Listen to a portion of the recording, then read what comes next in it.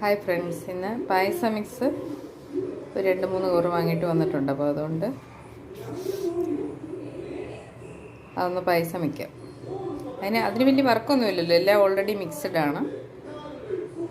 അപ്പോൾ നമ്മളതിനായിട്ട് 2 കവർ പാല് നല്ലതായിട്ട് വെട്ടി തിളപ്പിച്ചിട്ടുണ്ട്. അപ്പോൾ അതിനകത്തോട്ടിട്ട് ഇളക്കി എടുക്കണം. എല്ലാ സാധനങ്ങളും മിക്സ് ആയതുകൊണ്ട് നമുക്ക് വേറെ ഒന്നും അറിയാം, ടെൻഷനില്ല. ഇച്ചിരി പായസം വല്ലപ്പോഴും പെട്ടെന്നൊന്ന് കുടിക്കണമെന്നുണ്ടെങ്കിൽ ഫോർമാലിറ്റികളൊന്നും ഇല്ലാതെ കവറിനടുത്ത പായ്ക്കല്ലേ, പായ്ക്കഡായതുകൊണ്ട് അത് ഇളക്കിയെടുത്താൽ മതിയെ. അതിലെഴുതിയിട്ടുണ്ട് ചെയ്യുന്ന വിധം. അപ്പോൾ നമ്മൾ നല്ലതായിട്ട് ഇളക്കി ആ സേമിയൊക്കെ ഇത് വേകുമ്പോൾ വെന്തൊന്ന് കുറുകും.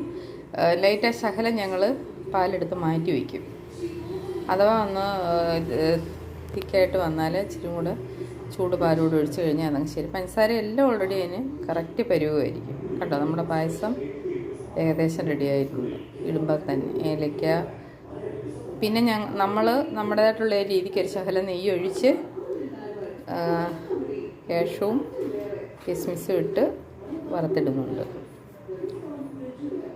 നെയ്യ് ചൂടായി അതിനകത്തോട്ട് കാഷ്യൂനട്ടും പിന്നെ നമ്മുടെ ഒരു ടേസ്റ്റിന് വേണ്ടിയാണ് കിസ്മിസും കൂടെ അതിനകത്തോട്ട് ആഡ് ചെയ്യും.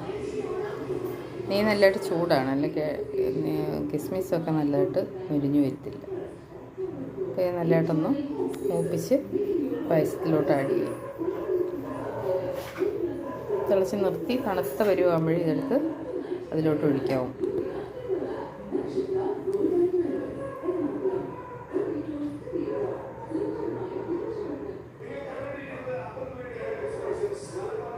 നല്ലതായിട്ട് മൂത്ത് ഏകദേശം നല്ലതായിട്ട് മൂത്ത് വന്നിട്ടുണ്ട്. അപ്പോൾ നമ്മൾ പായസമൊക്കെ തിളച്ചൊന്ന് തണുത്ത് ആകാറാകുമ്പോഴാണ് നമ്മുടെ ഈ മൂപ്പിക്കുന്ന ഐറ്റംസ് എല്ലാം ചേർക്കേണ്ടത്. അതിലോട്ട് നമുക്ക് ചേർത്ത് നമ്മുടെ പായസം തയ്യാറായി.